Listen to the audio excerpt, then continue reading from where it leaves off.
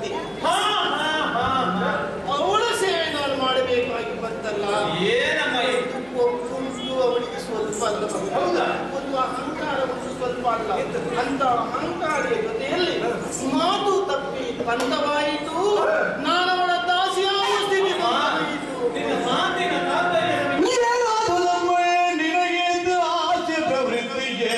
ಮೌನೀಂದ್ರ ಕಶ್ಯಪ ನರಸಿ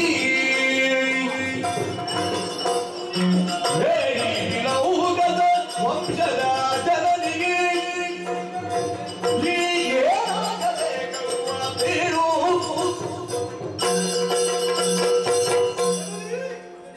ಕಷ್ಟಮರ ಹೆಂಡತಿಗೆ ನಮ್ಮ ತಾಯಿ ಈ ತರ ನಿರಾಕಾರಣಕ್ಕಾಗಿ ಮತ್ತೊಬ್ಬಳ ದಾಸಿಯಾಗುವುದು ಯಾವತ್ತೂ ಸರಿಯಲ್ಲ. ಆ ದಾಸತ್ವದಿಂದ ಬಿಡುಗಡೆ ಆಗಬೇಕಾದ್ರೆ ನಾವು ನಿಮಗೆ ಸಹಾಯ ಮಾಡಬೇಕಾ, ಯಾವ ರೀತಿಯಲ್ಲಿ ಅಥವಾ ಅಲ್ಲಿ ಏನು ನಡೆಯಿತು ಎಂಬುದನ್ನು ನಮ್ಮಲ್ಲಿ ವಿಸ್ತಾರವಾಗಿ ತಿಳಿಸಿದ್ರೆ ನಾವು ಅದಕ್ಕೆ ಪರಿಹಾರ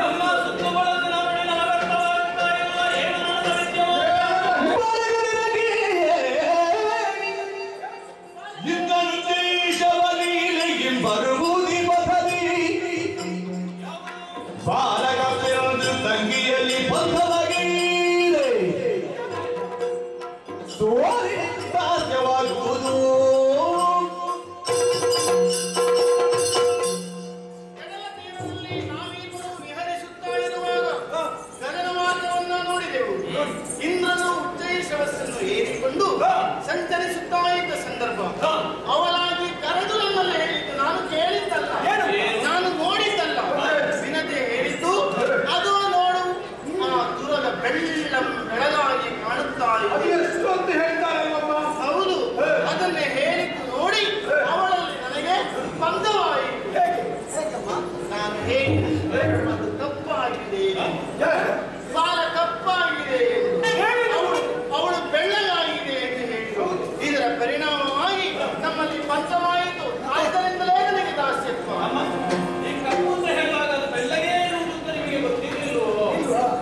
ಗೊತ್ತಿಲ್ಲದೆ ನಾನು ಏನಾದರೂ ಮಾತಾಡ್ತೇನೆ.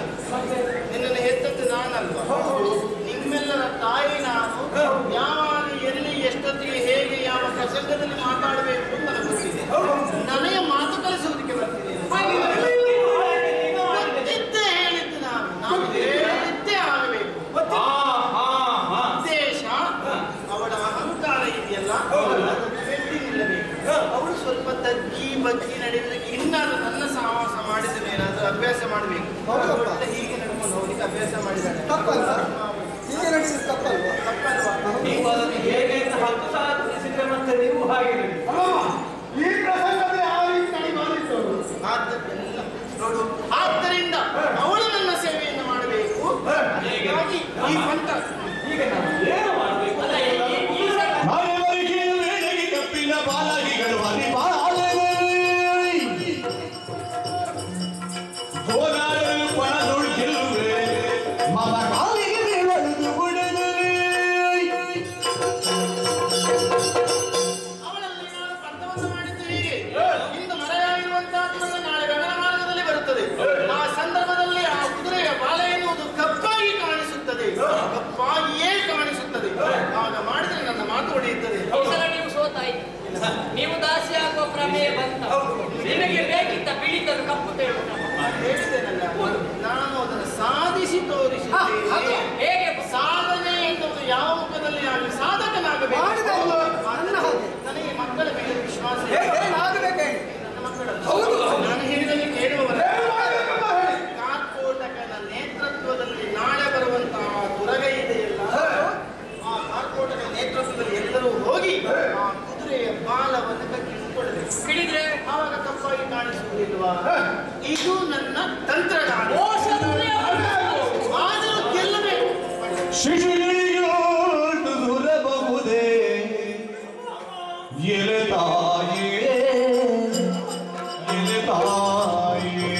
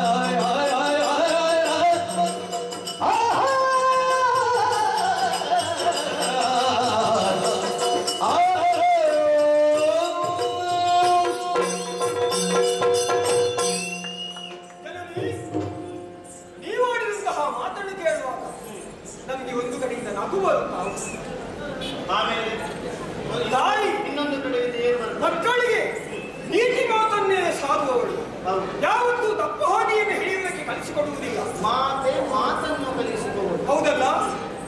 ಚಿಕ್ಕ ಪ್ರಾಯದಿಂದ ಇಷ್ಟು ಎತ್ತರಕ್ಕೆ ಬೆಳೆದಿರುವಂತಹ ನಮ್ಮನ್ನು ಎತ್ತಿ ಬೀಡಿ ಸರಿದಾರಿಗೆ ತಡೆಯುವಲ್ಲಿ ತಾಯಿ ಮುಖ್ಯ ಪಾತ್ರವನ್ನು ವಹಿಸುತ್ತಾಳೆ. ಹೌದು. ಅಮ್ಮ ನನ್ನದು ಮುಖ್ಯ ಪಾತ್ರವೇ. ಹೌದಲ್ಲ? ಮನೆಯೇ ಮೊದಲ ಪಾಠಶಾಲೆ, ಜನನಿ ತಾನೇ ಮೊದಲ ಗುರು, ಜನನಿಯಿಂದ ಪಾಠ ಕಲಿತ ಜನನ ಧನ್ಯ ಹೇಳಿದ್ದೀನಿ. ಅಲ್ಲಿಂದಲೇ ಬಂದದ್ದು ನೀವು. ಹೌದು.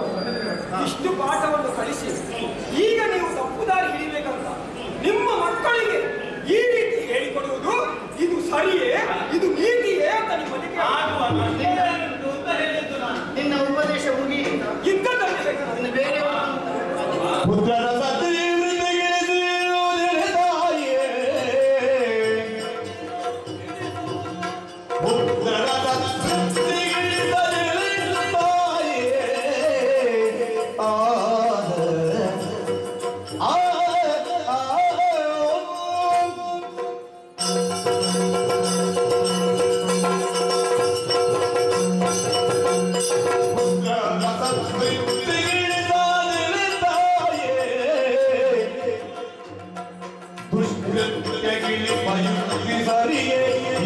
ತಾಯೇ.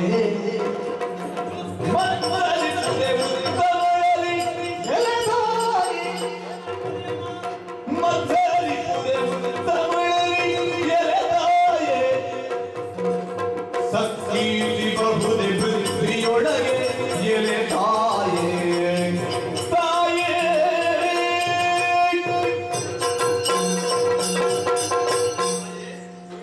ಮುಂದಾಕ್ಷರವೇ ನೀನಾಡಿದಂತಹ ನುಡಿ.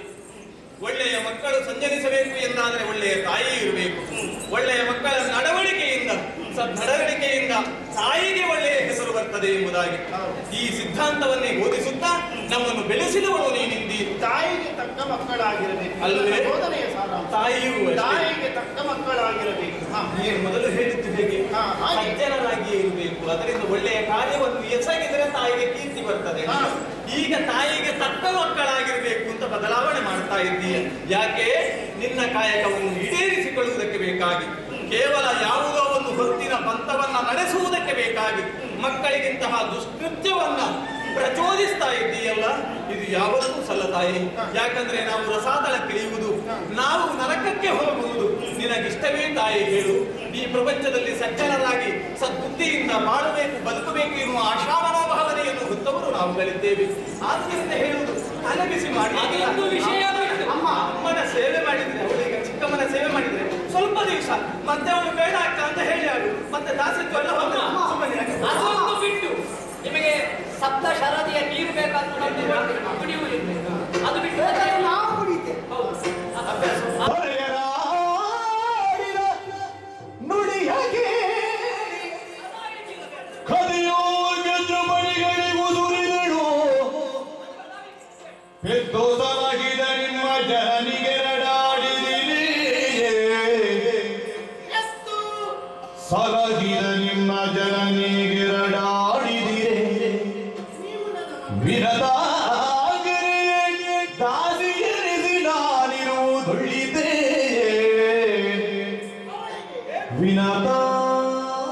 ವಿನದಾಗರೆಯ ದಾಸಿಯರಿಸಿ ನಾನಿರುವುದೊಳ್ಳಿದೆ. ತನಯರಿರ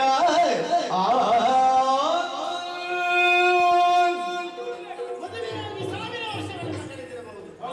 ಒಂದು ದಿನ ನನ್ನ ಗಂಡ ಆದ್ರೂ ನೀನು ಮಾಡುವುದು ತಪ್ಪು, ನೀನು ಆಡುವುದು ತಪ್ಪು, ನೀನು ಓಡುವುದು ತಪ್ಪು ಎಂಬ ಒಂದು ಅಕ್ಷರವನ್ನು ಹೇಳಿದ್ರೆ ನನಗೆ ಬೇಸರ. ತಪ್ಪಿದವಳು ನಾನು ಅಲ್ಲವೇ ಅಲ್ಲ. ನಾನು ತಪ್ಪನ್ನೇ ಮಾಡುವುದಿಲ್ಲ. ಅಲ್ಲದೇ ಇದ್ರೆ ನಾನು ಮಾಡುವುದನ್ನೇ ಸರಿಯನ್ನು ಜಗತ್ತು ಒಪ್ಪಬೇಕು. ಈ ಮನೋಭಾವನೆ ನನ್ನದು. ನೀವು ನನ್ನ ಮಕ್ಕಳ, ನೀವು ನನಗೆ ತನೆಯರ. ನಿಮ್ಮ ಅಭಿಪ್ರಾಯವೇನು? ಚಿಕ್ಕಮ್ಮನ ದಾಸತ್ವವನ್ನು ಸ್ವೀಕರಿಸಮ್ಮ, ಸ್ವಲ್ಪ ಹೊತ್ತು ಅವಳ ಸೇವೆ ಮಾಡು. ಹಾಗೆ ಮಾಡಿದ್ರೆ ತೊಂದರೆ ಇಲ್ಲ. ಧರ್ಮದ ಅರಿವೆ ನ್ಯಾಯವನ್ನು ಉಳಿಸಿತಾ ಅಂತ ಕೇಳ್ತಾ ಇದ್ದೀನಿ. ನ್ಯಾಯ ಹೇಗೆ, ನ್ಯಾಯ ಎಷ್ಟು, ನ್ಯಾಯ ಎಲ್ಲಿ, ಇದು ನನಗೆ ನೀವು ಬೋಧನೆ ಮಾಡ್ತಾ ಇದ್ದೀರಾ? ಒಂದು ವಿಚಾರ, ಈಗ ನಾವು ಜ್ವಲಿಸುವ ಅಗ್ನಿಗೆ ಕೈಯನ್ನಿರಿಸಿ ಕೈ ಸುಟ್ಟು ಹೋಯಿತು ಅಂತ ಹೇಳಿದ್ವಿ. ಗುಣ ಬರ್ತದ ಕೈ ಬೇಡ, ಸುಡುವುದು ಸುಡುವುದೇ. ಕೈ ಬಿಡುವುದಿಲ್ಲ. ಅದೇ ರೀತಿ ಆಯ್ತಲ್ಲ ನಮ್ಮ ಮಾತಿಗೆ. ದಾರಿಯಲ್ಲಿ ಸಂಚರಿಸುವಂತಹ ಮಾರಿಯನ್ನು ತಂದು ಮನೆಯೊಳಗೆ ಇರಿಸಿದ ಹಾಗೆ ಆಗುವುದಿಲ್ಲ. ಈಗ ಒಂದು ವೇಳೆ ನಾವು ಈ ಕಾರ್ಯ ಮಾಡಿದ್ದೇವೆ, ಪೂರ್ವದಲ್ಲಿ ಉದಿಸುವಂತಹ ಸೂರ್ಯ ಇನ್ನು ಹಣೆಯಲ್ಲಿ ಮೂಡಲಿಕ್ಕೆ ಸಾಧ್ಯ ಉಂಟ? ಒಂದು ವೇಳೆ ಮೂಡಿದ್ರೆ ಅಲ್ಲ, ಸಾಧ್ಯ ಉಂಟ? ಮೂಡಿದರೆ ಸಾಧ್ಯ ಇತ್ತು. ನೀವು ಬದುಕುವಿರಿ. ನನಗೆ ಮೂಡಿತ ಎನ್ನುವ ಪ್ರಶ್ನೆ ಬೇಡ. ಸೂರ್ಯನನ್ನೂ ಹಣೆಯಲ್ಲಿ ಮೂಡಿಸಿಕೊಳ್ಳೋದಕ್ಕೆ ಪತಿವ್ರತೆಗೆ ಅದಕ್ಕಿಂತಲೂ ನೀನು ನಡೆದಂತೆ ನಾವು ನಡೆದೆವು ಅಂತಾದ್ರೆ ನಮಗೆಲ್ಲ ಅಪಚಾರ, ನಿನಗೆ ಅಪಚಾರ. ಮಾರಿ ಮುಚ್ಚೋ ಮಾತಾಡಿ. ನಮ್ಮಿಂದ ಆಗ್ಲಿಕ್ಕಿಲ್ಲ. ನೀನು ಸುಮ್ಮನೆ ಇರಲ್ಲ, ಏನಾದ್ರೂ ಹೇಳ್ಬೇಡ. ಆಗ್ಲಿಕ್ಕಿಲ್ಲ ಅಂತ ಹೇಳಿ. ಏನು?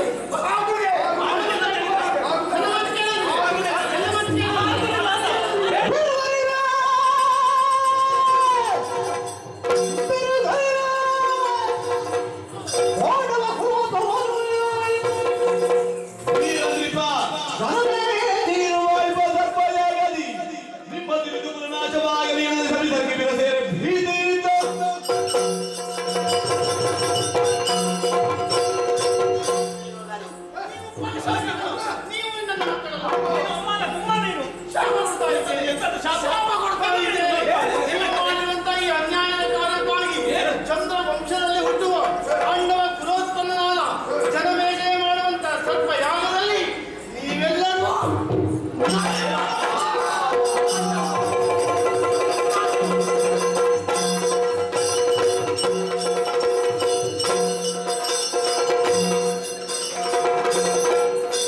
ಜನನಿಯ ದಾಸ್ಯ ಬಂಧನವ ನೀಗುವುದು ಘನ ಕಾರ್ಯ ಕೊಡಗಿ ನಾವು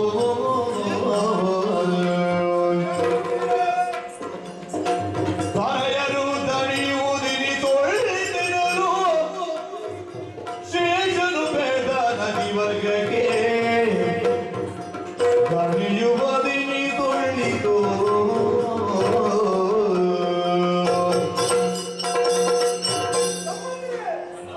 ಎಲ್ಲರೂ ಕಣ್ಣೀರನ್ನು ಸುರಿಸುವುದಕ್ಕೆ ಪ್ರಾರಂಭ ಮಾಡಿ ಎಡವಿ ಬಿದ್ದೆವು ಅಂತ ಆಗುತ್ತೆ. ಘೋರವಾದಂತಹ ಶಾಪವನ್ನೇ ಅಮ್ಮ ನಮಗೆ ಕೊಟ್ಟಿದ್ದಾರೆ. ತಾಯಿಯ ಮಾತು ಖುಷಿಯಾಗುವುದಕ್ಕೆ ಸಾಧ್ಯವಿಲ್ಲ. ಜನಮೇಜಯ ಮಾಡುವಂತಹ ಯಾಗದಲ್ಲಿ ಬಿದ್ದು ನೀವು ಪ್ರಾಣವನ್ನು ಕಳೆದುಕೊಳ್ಳಿ ಮಕ್ಕಳೇ ಎಂಬುದಾಗಿ ಸಾವು. ಅಮ್ಮ ಕೊಟ್ಟಂತಹ ಶಾಪ ಹುಸಿಯಾಗುವುದಕ್ಕೆ ಸಾಧ್ಯ ಉಂಟೆ? ಅಮ್ಮನ ಮಾತನ್ನು ನಿರಾಕರಿಸಿದ್ದಕ್ಕೆ ಇಂತಹ ದುಸ್ಥಿತಿ ನಮಗೆ ಒಳಗಿದೆ. ಅಲ್ಲಿ ಕಚ್ಚುತ್ತಾ ಇದ್ರೆ ಅಪವಾದ ಬರುತ್ತಿದ್ದೇ ವಿನಃ ನಾವು ಸಾಯುತ್ತಾ ಇಲ್ಲಿಂದ ಇರಲಿಲ್ಲ. ತಾನೇ ಆದ್ರೆ ಇಂದು ನಾವು ಸಾಯುವ ಸ್ಥಿತಿಯು ಬಂದಿದೆ. ಸಾಯುವ ಸ್ಥಿತಿ ಬಂದರೂ ಕೂಡ ಅಮ್ಮ ಆಡಿದ ಮಾತನ್ನು ನಾವು ನಡೆಸಿಕೊಳ್ಳಲೇಬೇಕು. ಎಲ್ಲರೂ ಕಪ್ಪಿನ ಹಾವು ಅಂದ್ರೆ ನಾನು ಪಕ್ಷದ ಸೇರಿ ಆ ಕುದುರೆ ಬಾಲವನ್ನು ಹಿಡಿದು ಅರೆ ಗಳಿಗೆ ವಿನುತಾದೇವಿ ನೋಡುವ ಸಮಯದಲ್ಲಿ ಈ ಕಾರ್ಯವನ್ನು ನೀವು ಮಾಡಿದ್ರೆ ಮುಂದೆ ನಿಮಗೆ ಹೆದರುವುದಕ್ಕೆ ಸಾಧ್ಯ ಇದೆ. ಆ ಕಾರ್ಯವನ್ನು ನಾವು ಮಾಡ್ತೇವೆ. ಕುದುರೆ ಬಾಲವನ್ನು ಕಚ್ಚಿ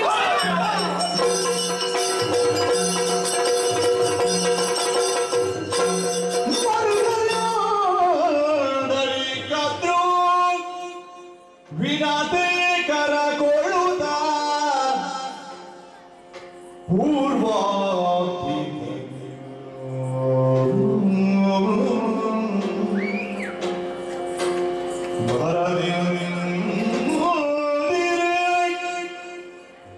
ದಿವ್ಯ ಹಯ ನಡೆದರು ಗಗನದಲ್ಲಿ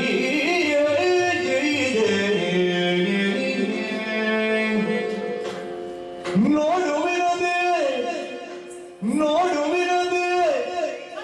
ನೋಡುವಿರದೆ ಗಗನ ಮಾರ್ಗದಿಯೇ ನೋಡು ವಿನದೆ ಗಗನ ಮಾರ್ಗದಿಯೇ